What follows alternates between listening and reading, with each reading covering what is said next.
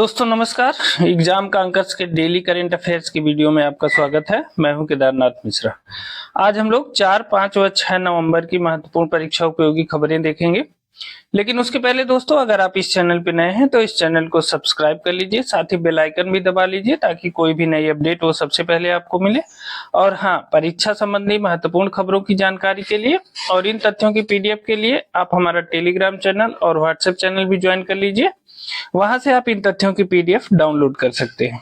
चलिए 4, 5 व 6 नवंबर की महत्वपूर्ण परीक्षा उपयोगी खबरों को देख लेते हैं। देखिए, आज की पहली खबर है दीपम 2 योजना। दीपम 2 योजना किस राज्य ने शुरू किया है?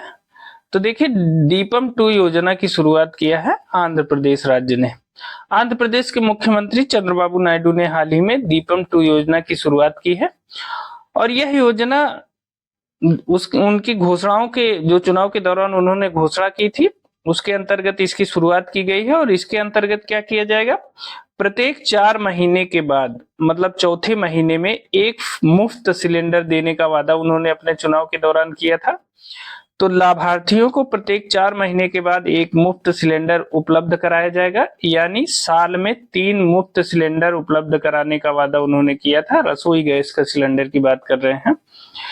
तो दीपम 2 योजना के तहत इसकी शुरुआत की गई है और लाभार्थियों को हर 4 महीने के बाद एक मुफ्त सिलेंडर उपलब्ध कराया जाएगा। तो रसोई गैस उपलब्ध कराने से संबंधित है, ठीक है ना। तो दीपम 2 योजना की शुरुआत कहाँ की गई है? आंध्र प्रदेश में की गई है। नेक्स्ट देख लेते हैं, पहले एशियाई बौद्ध शिखर सम्मेलन का आयोजन कहाँ किया जाएगा? पहले एशियाई बौद्ध शिखर सम्मेलन का आयोजन कहाँ किया जाएगा? तो नई दिल्ली में, ठीक है। नई दिल्ली में पहले एशियाई बौद्ध शिखर सम्मेलन का आयोजन किया जाएगा, इसको याद रखिएगा। नेक्स्ट देखते हैं, हाल ही में विदेश मंत्री डॉक्टर एस जयशंकर ने किस देश में भारत के चौथे वाणिज्य दूतावास का उद्घाटन किया है? यह इंपॉर्टेंट है, याद रखिएगा। चौथे वाणिज्य दूतावास का उद्घाटन कहाँ किया है? तो ऑस्ट्रेलिया में। और किसने किया है? विदेश मंत्री डॉक्टर एस जयशंकर ने किया है। भारत के चौथे वाणिज्य दूतावास का उद्घाटन कहाँ किया गया है? ऑस्ट्रेलिया में किया गया है। इंपॉर्टेंट है, इसे याद रखिएगा। नेक्स्ट देखते हैं, हाल ही में आई एक रिपोर्ट के अनुसार किस देश में कुल ऊर्जा खपत का 80% नवीकरणीय ऊर्जा से पूरा होता है? तो यह देश है न्यूजीलैंड। अब देखिए, इंपॉर्टेंट है, खासकर पीसीएस और आरओ की परीक्षा के लिए और बिहार पीसीएस की परीक्षा के लिए बहुत इंपॉर्टेंट है। देखिए, देश में कुल ऊर्जा खपत का 80% तक नवीकरणीय ऊर्जा से पूरा होता है। उस देश का नाम आपको बताना है, तो वह देश है न्यूजीलैंड। न्यूजीलैंड में जितनी ऊर्जा की खपत होती है उसका 80% हिस्सा नवीकरणीय ऊर्जा से आता है। अब सोचिए कि वहां का पर्यावरण कितना अच्छा होगा कि जहां का 80% जो है ऊर्जा की पूर्ति नवीकरणीय ऊर्जा से होती है। तो इसे याद रखिएगा, इसे, ये इंपॉर्टेंट है। पीसीएस परीक्षा और आरओ दोनों की परीक्षा के लिए बहुत इंपॉर्टेंट है, याद रखेंगे, ठीक। नेक्स्ट देख लेते हैं, चीन के one belt one road initiative से बाहर होने वाला दूसरा ब्रिक्स देश कौन सा है? चीन के one belt one road initiative से बाहर होने वाला जो दूसरा ब्रिक्स देश है वो कौन सा है? तो वह है ब्राजील। ब्राजील ने अपने को चीन के one belt one road initiative से अलग कर लिया है। आपको पता है कि चीन ने ओबोर परियोजना चलाई है, जिसके तहत वो मध्य एशिया तक अपने व्यापार का विस्तार करना चाहता है। तो ओबोर परियोजना से ब्राजील बाहर हो गया है। अब देखिए, यहां दिया है कि दूसरा ब्रिक्स देश कौन सा है, तो दूसरा ब्रिक्स देश है ब्राजील। अब सोचिए, पहला ब्रिक्स देश कौन सा है जो चीन के one belt one road initiative से बाहर हुआ? तो देखिए, ब्रिक्स में कौन कौन से देश हैं? BRICS, ये 5 देश पहले थे, अभी और 6 देश जुड़ गए हैं। तो देखिए, ब्राजील, रसिया, इंडोनेशिया, चाइना और साउथ अफ्रीका। तो देखिए, ब्रिक्स में इंडिया जो है ओबोर में शामिल नहीं है। तो पहला देश तो इंडिया हो गया, और दूसरा ब्रिक्स देश है जो ओबोर से बाहर हुआ, यानी one belt one road initiative से बाहर हुआ है, वह है ब्राजील, ठीक। तो इन दोनों को याद रखिएगा। पहला ब्रिक्स देश है जो ओबोर परियोजना से बाहर हुआ, वह है इंडिया, और दूसरा ब्रिक्स देश जो है जो ओबोर परियोजना से बाहर हुआ, वह है ब्राजील, ठीक है। नेक्स्ट देखते हैं, हाल ही में भारतीय तटरक्षक बल के लिए 2 स्वदेशी गश्ती पोत, एक है अक्षर और दूसरा है अदम्य, इसका अनावरण कहाँ किया गया है? तो इनका अनावरण किया गया है गोवा में।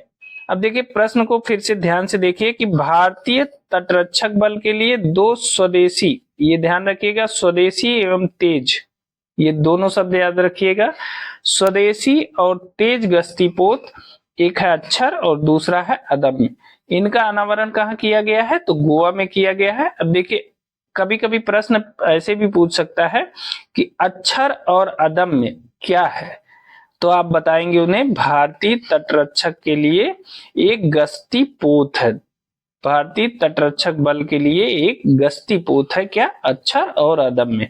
अब इनका अनावरण कहाँ किया गया है? तो गोवा में किया गया है, इस तथ्य को याद रखेंगे। नेक्स्ट देखते हैं, 76वें गणतंत्र दिवस 2025 के लिए किस देश के राष्ट्रपति को मुख्य अतिथि के रूप में आमंत्रित किया गया है? 2025 में जो होने वाला गणतंत्र दिवस है, कभी उसके बारे में पूछ सकता है कि कौन सा गणतंत्र दिवस है? तो 76वां गणतंत्र दिवस है। एक प्रश्न आपका यहां से तैयार हो गया। 2025 में होने वाला गणतंत्र दिवस किस नंबर का है? तो 76वां गणतंत्र दिवस है। ठीक है, अब देखिए इसमें दूसरा प्रश्न जो बनता है, किस देश के राष्ट्रपति को मुख्य अतिथि के रूप में आमंत्रित किया गया है? तो वह है इंडोनेशिया के राष्ट्रपति को प्रबोवो सुबियांतो को। ठीक है, तो इंडोनेशिया के जो राष्ट्रपति हैं प्रबोवो सुबियांतो को, इनको जो है 76वें गणतंत्र दिवस 2025 के लिए आमंत्रित किया गया है। ठीक है ना। अब देखिए इससे संबंधित इंपॉर्टेंट फैक्ट एक देख लेते हैं। देखिए भारत के पहले गणतंत्र दिवस 26 जनवरी 1950 के मुख्य अतिथि कौन थे? तो वह भी इंडोनेशिया के राष्ट्रपति सुकर्णो थे। ये बहुत इंपॉर्टेंट है, क्योंकि इस बार इंडोनेशिया के राष्ट्रपति आ रहे हैं 2025 में, इसलिए यह तथ्य और इंपॉर्टेंट हो जाता है कि जो भारत का पहला गणतंत्र दिवस मनाया गया 26 जनवरी 1950 को, उसके मुख्य अतिथि कौन थे? तो पहले गणतंत्र दिवस के जो मुख्य अतिथि थे वह भी इंडोनेशिया के राष्ट्रपति सुकर्णो थे। ये बहुत इंपॉर्टेंट है। ठीक है, तो अगर कथन कारण में इस प्रश्न को पूछा जाएगा तब भी आप इसको सही करिएगा। मैं इसको एक बार तेजी से दोहरा देता हूं। देखिए सबसे पहले तो जानिए कि 2025 में होने वाला जो गणतंत्र दिवस है वह 76वां गणतंत्र दिवस है। दूसरा, 2025 के गणतंत्र दिवस में जिस देश के राष्ट्रपति को अतिथि के रूप में आमंत्रित किया गया है तो वह है इंडोनेशिया के राष्ट्रपति प्रबोवो सुबियांतो को। और एक प्रश्न और इम्पोर्टेंट है कि भारत के पहले गणतंत्र दिवस 26 जनवरी 1950 के मुख्य अतिथि कौन थे? तो वह थे इंडोनेशिया के राष्ट्रपति सुकर्णो। और यह प्रश्न परीक्षाओं में पूछा गया है, इसलिए आप इसे नोट कर लीजिएगा। और अगर नोट न कर पाए, इन तथ्यों की पीडीएफ चाहते हैं तो आप हमारा टेलीग्राम चैनल और व्हाट्सएप चैनल ज्वाइन कर लीजिए। उसका लिंक हमने डिस्क्रिप्शन बॉक्स में दे दिया है, वहां से आप इन तथ्यों को बार बार दोहरा के याद कर सकते हैं। ठीक है, नेक्स्ट देख लेते हैं। हाल ही में ताइवान को सर्वाधिक प्रभावित करने वाले टाइफून का नाम बताना है आपको। हाल ही में ताइवान को सर्वाधिक प्रभावित करने वाला जो टाइफून है वो कौन था? वह कोंगरे था। ठीक है, कोंगरे टाइफून ने ताइवान को प्रभावित किया। और कोंगरे टाइफून जो है यह प्रशांत महासागर में उठा था, इसने सबसे ज्यादा ताइवान को प्रभावित किया। ठीक है ना। नेक्स्ट देख लेते हैं, विनबैक्स युद्धाभ्यास का आयोजन किन 2 देशों के मध्य किया जाता है? किसका? विनबैक्स युद्धाभ्यास का आयोजन किन 2 देशों के मध्य किया जाता है? तो यह किया जाता है भारत और वियतनाम के मध्य। इंपॉर्टेंट है, आप याद रखिएगा विनबैक्स। ठीक, विनबैक्स युद्ध अभ्यास का आयोजन किन 2 देशों के मध्य किया जाता है? तो भारत और वियतनाम के मध्य किया जाता है। यह इंपॉर्टेंट है, इतना याद रखिएगा। अब इसके संबंध में कुछ महत्वपूर्ण फैक्ट है, देख लेते हैं। देखिए इसकी शुरुआत यानी विनबैक्स की शुरुआत हुई वर्ष 2018 में, और विनबैक्स 2024 का जो युद्धाभ्यास है इसका आयोजन अंबाला हरियाणा में किया जा रहा है। ठीक है ना, तो इसे याद रखिएगा कि विनबैक्स 2024 युद्धाभ्यास का जो आयोजन है वो अंबाला हरियाणा में किया जा रहा है। और यह 5वां संस्करण है विनबैक्स का। किसका? विनबैक्स का यह 5वां संस्करण है, यह भी इंपॉर्टेंट है। तो यह देख लीजिए कि विनबैक्स युद्धाभ्यास का आयोजन विनबैक्स युद्धाभ्यास का आयोजन किन दो देशों के मध्य किया जाता है? तो भारत और वियतनाम के मध्य। ठीक है ना। चलिए अब नेक्स्ट देखते हैं। देखिए आज का अगला क्वेश्चन है, बहुत इंपॉर्टेंट है, पहले से बता दे रहा हूं। देखिए आज का अगला प्रश्न है, धारा 370 हटने के बाद केंद्र शासित प्रदेश जम्मू कश्मीर में हुए पहले चुनाव में उमर अब्दुल्ला को मुख्यमंत्री चुना गया। तो ये तो फैक्ट है, सही है कि धारा 370 हटने के बाद केंद्र शासित प्रदेश जम्मू कश्मीर में जो पहला चुनाव हुआ उसके मुख्यमंत्री उमर अब्दुल्ला चुने गए। ठीक है ना। अब देखिए इसमें पूछा क्या गया है कि विधानसभा अध्यक्ष के रूप में किसे नियुक्त किया गया है? तो यह नियुक्त किया गया है अब्दुल रहीम राठर को। ठीक है ना। तो विधानसभा अध्यक्ष के रूप में किसे नियुक्त किया गया है? तो अब्दुल रहीम राठर को विधानसभा अध्यक्ष के रूप में चुना गया है। और इंपॉर्टेंट फैक्ट देख लेते हैं। देखिए उपाध्यक्ष के रूप में किसे चुना गया है? तो सुरेंद्र कुमार चौधरी को विधानसभा का उपाध्यक्ष चुना गया है और विपक्ष के नेता बने हैं सुनील कुमार शर्मा। तो ये सभी नाम याद रखिएगा क्योंकि धारा 370 हटने के बाद जम्मू कश्मीर में पहली बार चुनाव हुआ है। उमर अब्दुल्ला मुख्यमंत्री बने हैं और विधानसभा के अध्यक्ष बने हैं अब्दुल रहीम राठर, उपाध्यक्ष बने हैं सुरेंद्र कुमार चौधरी और विपक्ष के नेता बने हैं सुनील कुमार शर्मा। यह सभी फैक्ट इंपॉर्टेंट है, याद रखिएगा। नेक्स्ट देखते हैं, जम्मू कश्मीर में विधानसभा चुनाव के बाद प्रोटेम स्पीकर के रूप में किसे नियुक्त किया गया था?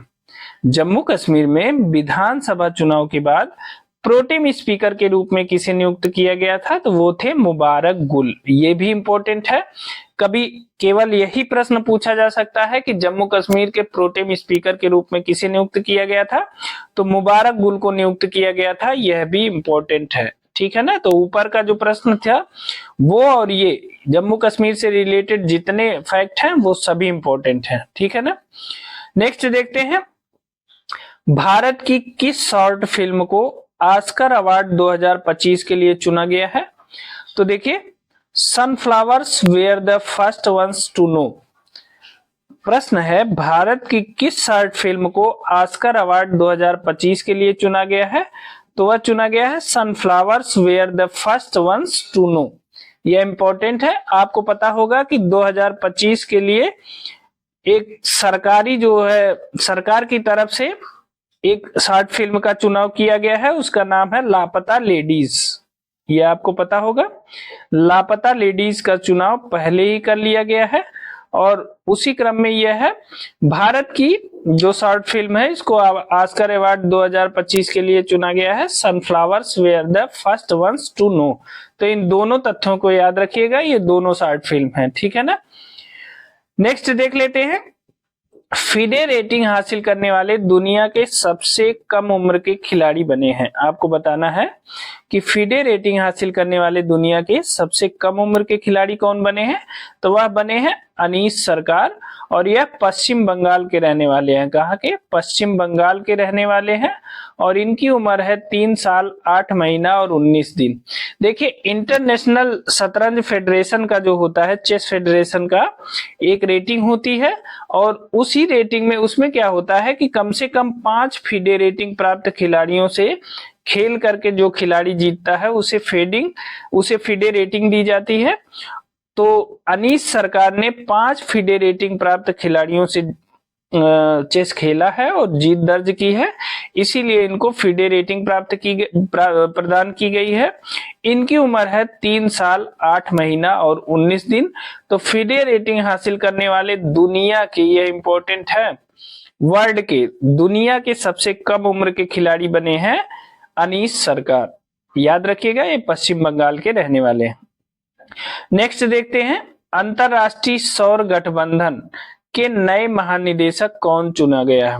ठीक है ना। अंतरराष्ट्रीय सौर गठबंधन का नया महानिदेशक चुना गया है आशीष खन्ना। ठीक है। अंतरराष्ट्रीय सौर गठबंधन के नए महानिदेशक कौन चुने गए हैं? तो यह चुने गए हैं आशीष खन्ना। वर्तमान में कौन है वर्तमान में अंतरराष्ट्रीय सौर गठबंधन के जो महानिदेशक हैं वो कौन है? अजय माथुर।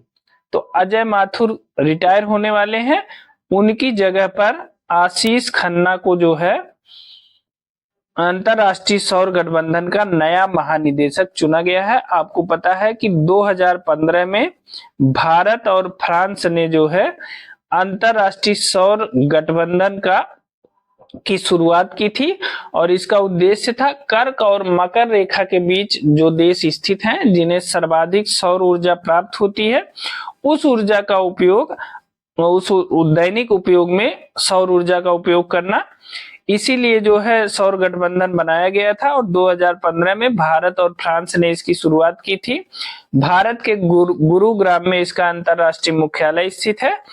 तो अंतरराष्ट्रीय सौर गठबंधन के जो नए महानिदेशक चुने गए हैं वो हैं आशीष खन्ना, जो अजय माथुर का स्थान लेंगे। ठीक है, तो दोस्तों ये थे हमारे 4, 5 और 6 नवंबर के महत्वपूर्ण परीक्षा उपयोगी तथ्य। ये तथ्य आपको कैसे लगे हमें कमेंट करके जरूर बताइएगा। और हाँ, अगर आप इस चैनल पे नए हैं तो इस चैनल को सब्सक्राइब कर लीजिए। साथ ही दोस्तों, अगर आपको इन तथ्यों की पीडीएफ चाहिए तो आप हमारा टेलीग्राम चैनल और व्हाट्सएप चैनल ज्वाइन कर लीजिए। वहां इन तथ्यों की पीडीएफ उपलब्ध है, वहां से आप इसे डाउनलोड कर सकते हो। उसका लिंक हमने डिस्क्रिप्शन बॉक्स में दे दिया है। आज के लिए इतना ही, मिलते हैं अगली वीडियो में कुछ नए तथ्यों के साथ। तब तक के लिए स्वस्थ रहिए, मस्त रहिए और मेहनत से पढ़ते रहिए। बहुत बहुत धन्यवाद।